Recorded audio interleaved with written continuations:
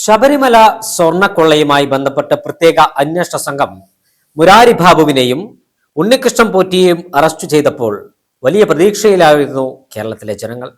കാര്യക്ഷമമായ അന്വേഷണമാണ് മുന്നോട്ടു പോകുന്നതെന്നായിരുന്നു ധരിച്ചു വെച്ചത്. എന്നാൽ കണക്കുകൂട്ടലുകൾ എല്ലാം പിഴച്ചു. ഉണ്ണികൃഷ്ണൻ പോറ്റിയും മുരാരി ബാബുവും ചില ഉന്നതരുടെ പേര് മൊഴിയായി നൽകിയിട്ടുണ്ട് എന്ന വാർത്തകൾ പുറത്തു വന്നിരുന്നു. അന്വേഷണം ഇപ്പോൾ നിലച്ച മട്ടാണ്. ശബരിമല സ്വർണ്ണക്കൊള്ള, ദ്വാരപാലക ശില്പത്തിലെ സ്വർണം മോഷ്ടിച്ച് വിൽപ്പന നടത്തിയ ഉണ്ണികൃഷ്ണൻ പോറ്റിക്കും മുരാരി ബാബുവിനും മാത്രമായി നടപടി ഒതുങ്ങിയോ എന്നൊരു സംശയമാണ് കേരളത്തിലെ ജനങ്ങൾ പങ്കുവെക്കുന്നത്.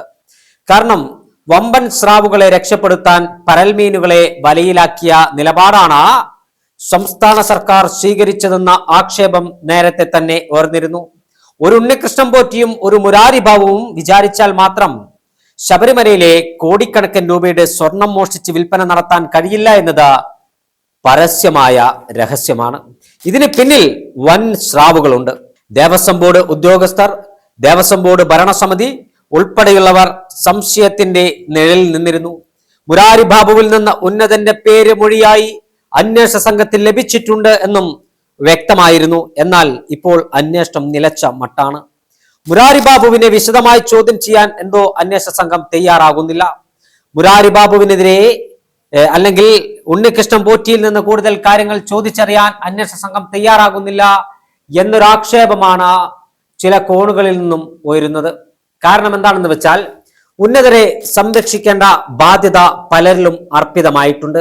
ശബരിമല സ്വർണ്ണക്കൊള്ളയുമായി ബന്ധപ്പെട്ട് പുറത്തു വന്ന വാർത്തകളെല്ലാം ഞെട്ടിപ്പിക്കുന്നതായിരുന്നു. ഭക്തർ ശബരിമല അയ്യപ്പന് നൽകിയ കോടിക്കണക്കിന് രൂപയുടെ സ്വർണമാണ് ഇത്തരത്തിൽ മോഷണം പോയത്. ആ മോഷണത്തിന് നേതൃത്വം നൽകിയ അല്ലെങ്കിൽ ആ മോഷണത്തിന് തിരക്കഥ തയ്യാറാക്കിയ, ആ മോഷണത്തിന് ഒത്താശ ചെയ്ത വമ്പൻ സ്രാവുകൾ ഇപ്പോഴും നീന്തി തുടിക്കുകയാണ്. ഈ വമ്പൻ സ്രാവുകളെ പിടികൂടി തുറങ്കിലടയ്ക്കാൻ സർക്കാർ എന്തുകൊണ്ട് ധൈര്യം കാണിക്കുന്നില്ല? സർക്കാർ അതിനുള്ള ത്രാണിയില്ലേ എന്ന ചോദ്യമാണ് കേരളം ചോദിക്കുന്നത്.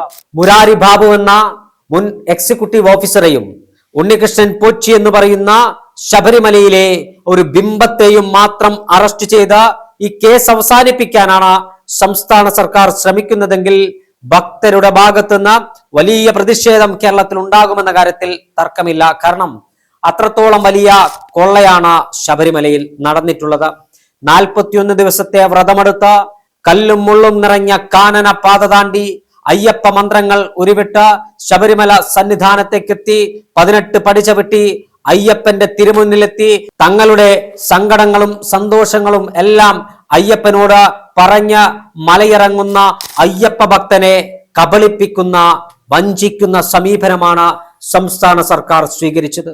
ഈ വിഷയവുമായി ബന്ധപ്പെട്ടാണ് മുരാരി ബാബു അടക്കമുള്ളവർ ഇപ്പോൾ പ്രതിസ്ഥാനത്തായിരിക്കുന്നത്. ശബരിമല അയ്യപ്പന് ഭക്തർ കാണിക്കയായി നൽകിയ സ്വർണം ശബരിമലയിൽ നിന്ന് മോഷണം പോയിരിക്കുന്നു.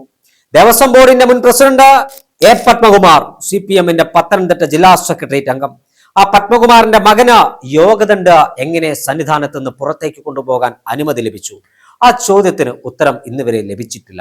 ഇത്തരത്തിൽ നിരവധിയായ അഴിമതി കഥകൾ അയ്യപ്പന്റെ തിരുസന്നിധിയിൽ അരങ്ങേറിയപ്പോൾ ദേവസ്വം ബെഞ്ച്, പ്രത്യേകിച്ച് ഹൈക്കോടതിയിലെ ദേവസ്വം ബെഞ്ചിന്റെ കാര്യക്ഷമമായ ഇടപെടലാണ് ഇത് പുറലോകമറിഞ്ഞതും പ്രത്യേക അന്വേഷണ സംഘം അന്വേഷണം ഏറ്റെടുത്തതും.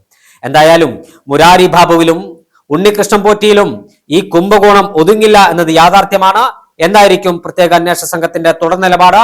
ഈ കേസ് മുരാരി ബാബുവിലും അതോടൊപ്പം തന്നെ ഉണ്ണികൃഷ്ണൻ പോറ്റിയിലും അവസാനിപ്പിക്കാനാണ് പ്രത്യേക അന്വേഷണ സംഘം ശ്രമിക്കുന്നെങ്കിൽ ശക്തമായ പ്രതിഷേധത്തിനായിരിക്കും കേരളം സാക്ഷ്യം വഹിക്കാൻ പോകുന്നത്.